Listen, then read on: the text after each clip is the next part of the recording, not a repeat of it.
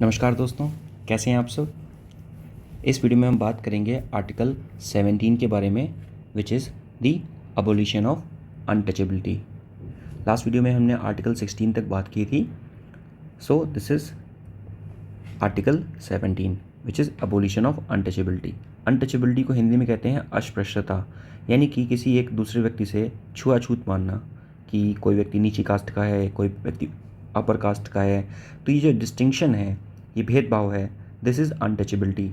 और आर्टिकल 17 में संविधान में ये बताया गया है कि हमें इसको प्रैक्टिस नहीं करना है। This is something which is derogatory. ठीक। So we have the abolition of untouchability. Now untouchability is abolished and its practice in any form it's forbidden. यानी कि जो untouchability है उसको abolish किया जाता है किसी भी तरह से। अगर आप उसका प्रैक्टिस कर रहे हैं सो इट इज़ फॉरबिडन, यानी कि उसको मना किया गया है।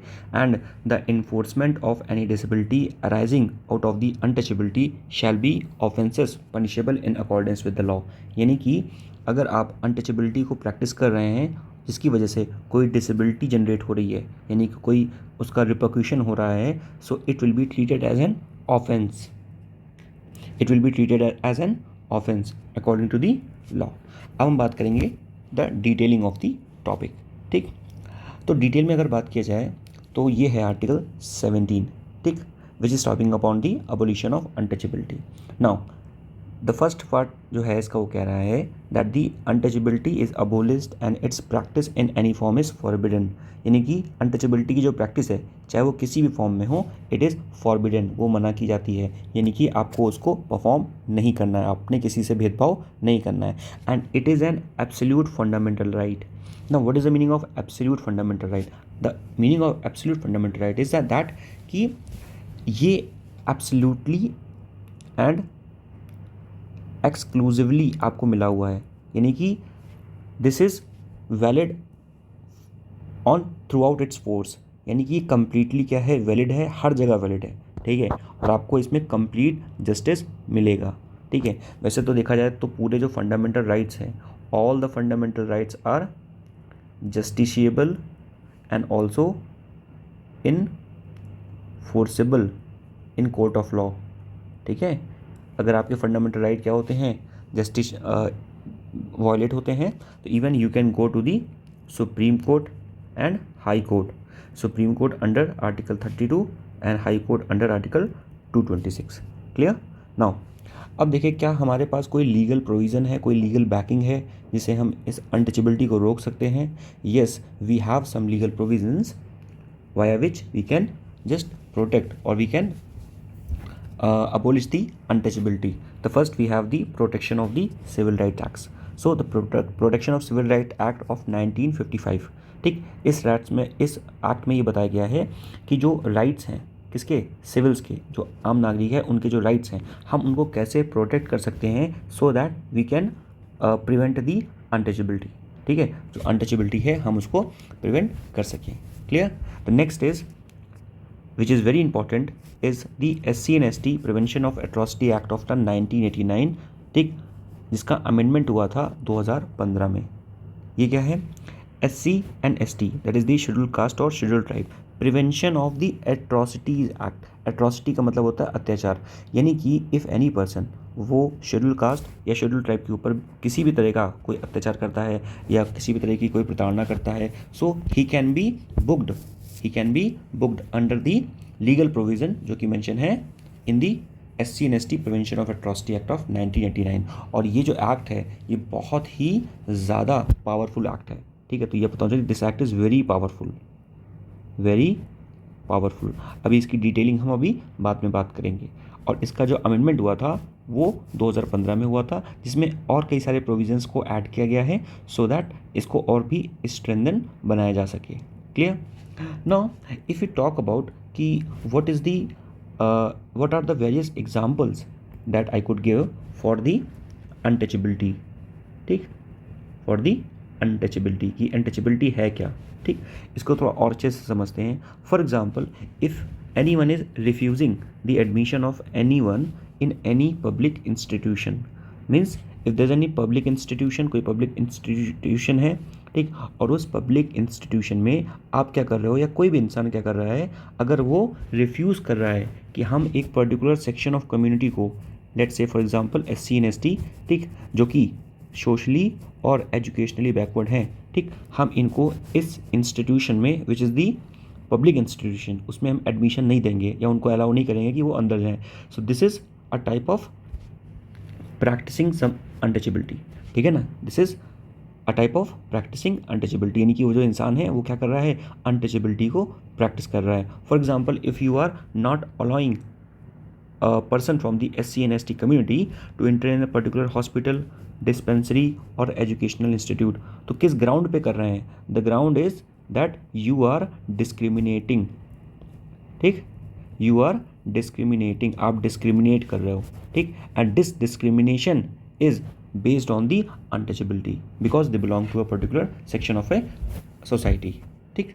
द नेक्स्ट बात क्या जाए, it is the prevention of the any person from the worshipping और ऑफरिंग पेयर और पेइंग ओबिसांस।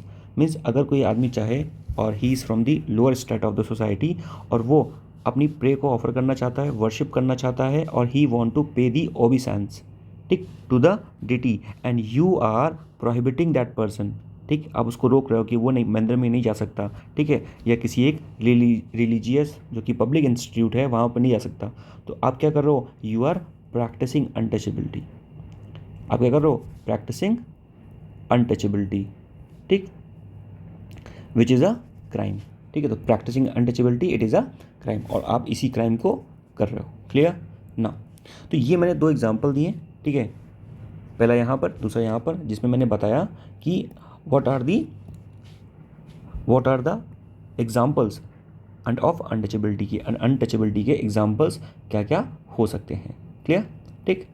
अब अगर आगे बात किया जाए कि अनटचेबिलिटी क्राइम कैसे है, ठीक है, how I can define that the untouchability can be a crime. Now अगर कोई इंसान, if any person is practising untouchability, जैसा मैंने एग्जाम्पल ऊपर दिया दैट आप अलाउ नहीं कर रहे हो, ठीक, to a particular section of a community of SC and ST कि वो वर्शिप करें किसी पब्लिक प्लेस पे, कि वो हॉस्पिटल्स में जा पाएँ, रेस्टोरेंट में जा पाएँ, अगर आप उनको रोक रहे हो तो means what you are doing, you are practising untouchability and this is a crime, clear. So practising untouchability it is a crime.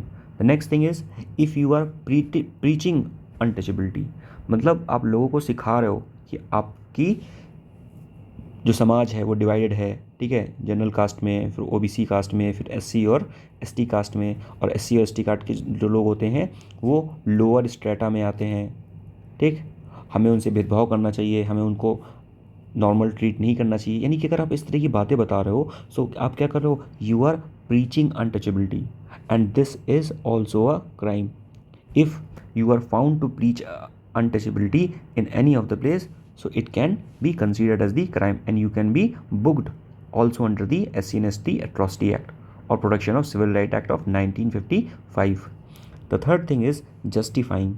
If you are justifying the untouchability, ठीक, अगर आप अनटचेबिलिटी को किसी भी कारणों से ये एक वैलिड रीज़न देके उसको जस्टिफाई कर रहे हो, सो this is also a crime, clear. So the justifying untouchability it is also an crime, ठीक। नाउ अब बात करते हैं कि सुप्रीम कोर्ट ने ये कहा कि जो एंटीसिपेटरी बेल है under the SC and ST इसको हम अलाउ नहीं कर सकते, ठीक है। इसका मतलब क्या हुआ, पहले बात समझते हैं what is the meaning of anticipatory bail. देखिए, एंटीसिपेटरी बेल का मतलब होता है अग्रिम जमानत, यानी कि आपने वो क्राइम अभी किया नहीं है, ठीक है, और आप पहले ही जमानत चाहते हो उसमें, तो आपने एंटीसिपेटरी बेल ले ली पहले से ही, ठीक। तो this is called the anticipatory bail. But in case of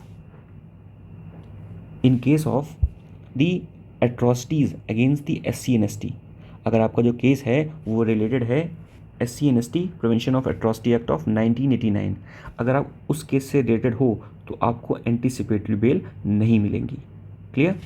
इसको और थोड़ी डिटेल में बात करते हैं। देखिए, suppose there are two persons, person A and the person B, clear।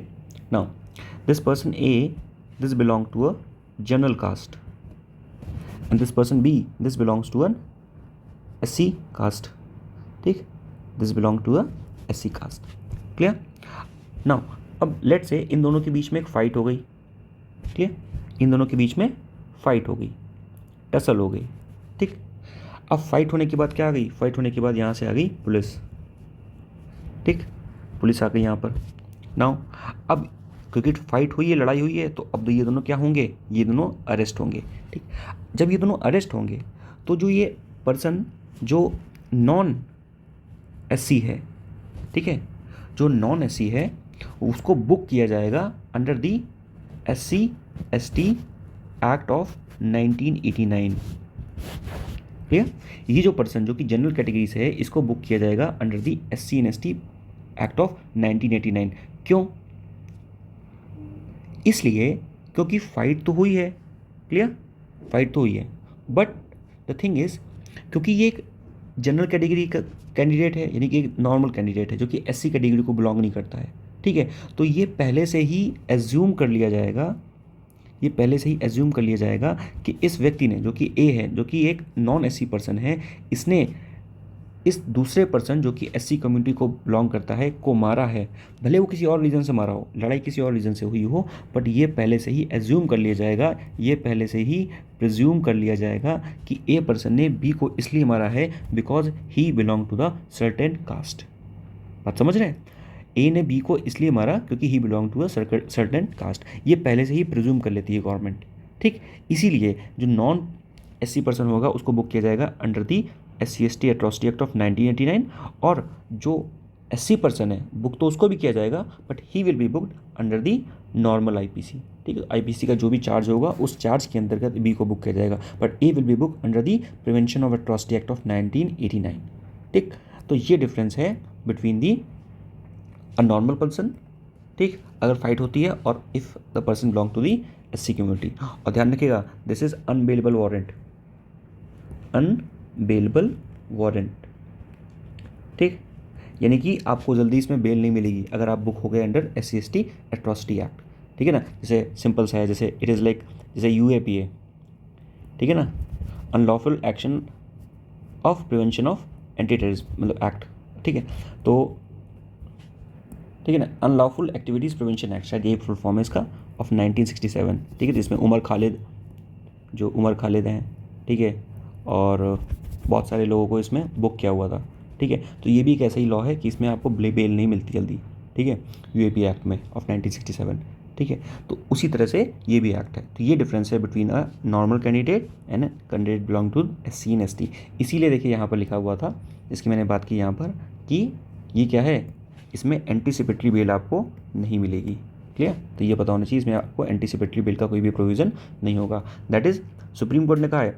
पर हाँ, ये ध्यान रखिएगा दिस चीज़ कि bail could be granted by the court. अगर कोर्ट चाहे तो आपको बेल मिल सकती है, but in the exceptional circumstances. ठीक है, if court want only then you can get the bail, but it is in the exceptional circumstances. ठीक है ना, मतलब कि कोई बहुत एक विशेष परिस्थिति है तभी आपको बेल मिल सकती है. ठीक, अब हम बात करते हैं SC/ST एक्ट का जो अमेंडमेंट हुआ था 2015 में. ठीक है, तो इस अमेंडमेंट में किन किन चीज़ों के बारे में बात किया गया या कौन कौन से नए प्रोविजंस को ऐड किया गया उसे हम देखेंगे. तो जब 2015 में अमेंडमेंट में एक्ट हुआ, कौन से एक्ट में? पहले ये एक्ट था SC/ST prevention of atrocity act of 1989. ठीक, इसमें ऐड होके इसमें अमेंडमेंट हुआ और बन गया SC/ST prevention of atrocity act amendment 2015. इस एक्ट में कई सारे ऑफेंसेस को इंक्लूड किया गया which comes under the category of the atrocity. ठीक है, कई सारे ऐसे ऑफेंसेस को इंक्लूड किया गया जो एट्रॉसिटीज़ का मतलब अत्याचार की कैटेगरी में आएंगे.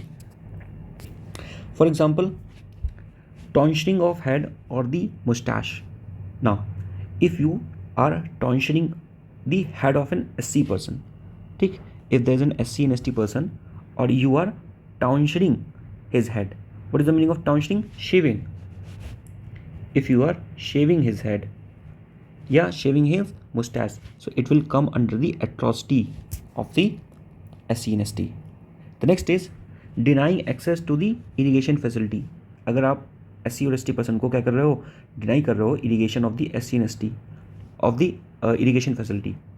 The next is forest right. If you are denying the access to the forest right of the person of the SC and ST, so it will be considered as the atrocity against him. If you are garlanding with the chappal to the SC and ST person, अगर आप किसी SC ST के person को चप्पल से garland करो, चप्पलों की माला पहना रहे हो, या if you are compelling them to dispose the human और द एनिमल कार्कस, यानी कि ह्यूमन और एनिमल जो कार्कस है, ठीक है, जो उनका डेड बॉडी है उसको उठाने के लिए उनको फोर्स कर रहे हो. If you are forcing him to give dig the graves, if you are forcing him for the manual scavenging. Now what is the manual scavenging? आपके जो जो ड्रेनेज होते हैं हमारे यहाँ, ठीक है, ड्रेनेजेस होते हैं जहाँ पर हमारा जो किचन का और जो टॉयलेट का पानी जाता है, ठीक. नाउ अब इसको साफ़ करने के लिए वी हैव मैनी मशीन्स, ठीक, हमारे पास बहुत सारी मशीन्स भी हैं.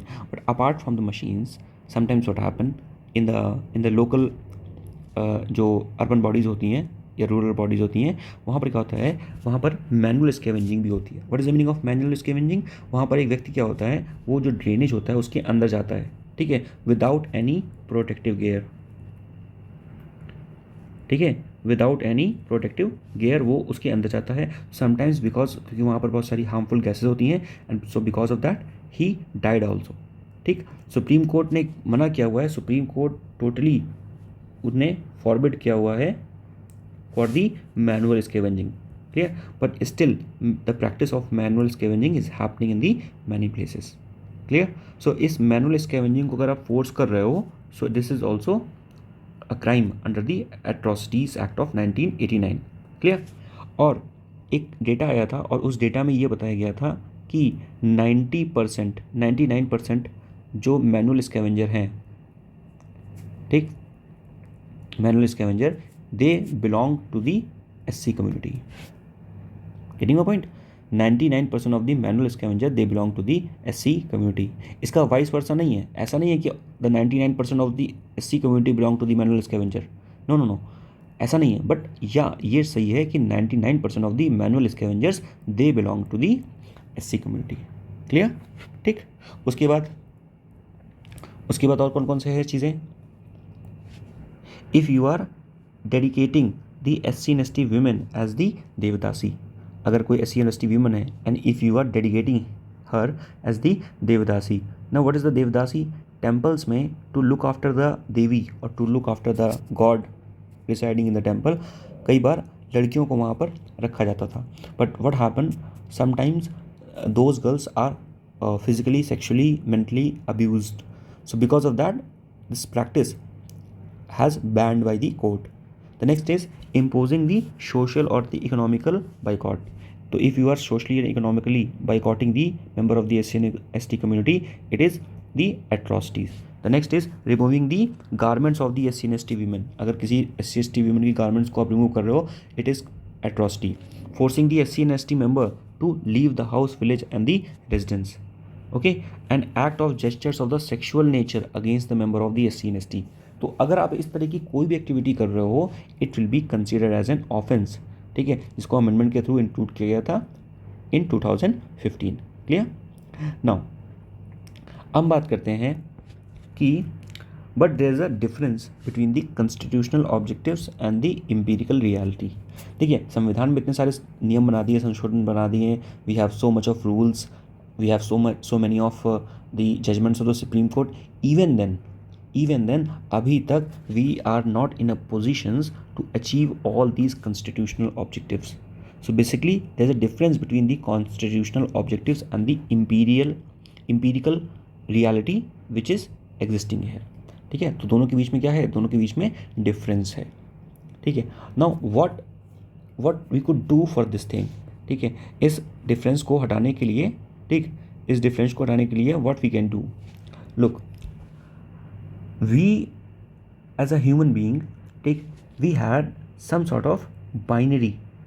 हमारे दिमाग में जो बाइनरी है, ठीक, the binary of the purity and pollution, purity and pollution, ठीक, that what is pure and what is pollute. Let's say if a person belong to a Brahmin class, so he is pure. But if a person belong to an SC caste so he is pollute. So basically जो binary बनी है हमारे दिमाग के अंदर, ठीक, the binary which is present in our mind, this is not good, ठीक है। So we need to remove this binary and we need to educate our people, ठीक, we need to educate our people, we need to spread the awareness, okay. So अगर हम क्या करेंगे, if we educate the people, if we spread the awareness, so via this awareness, via this education, ठीक, via this awareness और via this education, only then we can totally abolish the untouchability, ठीक है। तो ये untouchability की जो practice है, ठीक है, ये हमारे दिमाग में है, clear. So this is what you need to understand from the article 18, sorry from the article 17। इसके बाद हम बात करेंगे अबाउट द आर्टिकल 18, ठीक है। So and Swami Vivekananda also said that the overall development of the mind and the soul, ठीक, Swami Vivekananda, now you need to understand this thing too, Swami Vivekanand, now what he said for the overall development of mind, body and soul, okay, and he said that children should be taught moral lesson, should be taught in the school, that the untouchability is horrific crime.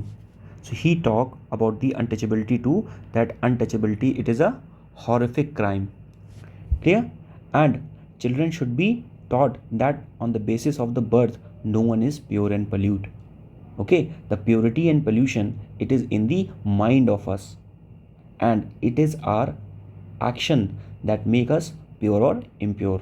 So basically the thing is that we need to educate the children that we all are the children of the God, ठीक, we all are the children of the God or nature, getting a point. So basically no one is the children of a lesser God, no one is the children of a lesser God. What this means, इसका मतलब है कि भगवान के लिए सारे बच्चे बराबर हैं, कोई ऐसा नहीं है कि children of A laser God means if someone is big, someone is small, in the I of the God everyone is equal. So basically the thing is, if the nature has not discriminated between us, between the man and women, then why should we discriminate among the ourselves? तो हमें भी discriminate नहीं करना चाहिए, ठीक है, on the basis of caste, on the basis of knowledge, education, ठीक है. तो बेसिकली द थिंग इज़ कि हम नॉलेज, एजुकेशन और हमारा जो अवेयरनेस है, सिर्फ उसी से हम जो भी बाइनरी है हमारे दिमाग में, उसको हम इरेडिकेट कर सकते हैं और अनटचेबिलिटी की जो प्रैक्टिस है उसको अपनी कंट्री से हटा सकते हैं, ठीक है. तो आई होप कि आपको ये आर्टिकल अच्छे से समझ में आया होगा. अगर कोई इसमें इम्प्रूवमेंट की ज़रूरत है, you can just do let me know in the comment section, या फिर आप समझ में नहीं आया तो आप इस वीडियो को दोबारा भी देख सकते हैं. Till then take care, goodbye, thank you.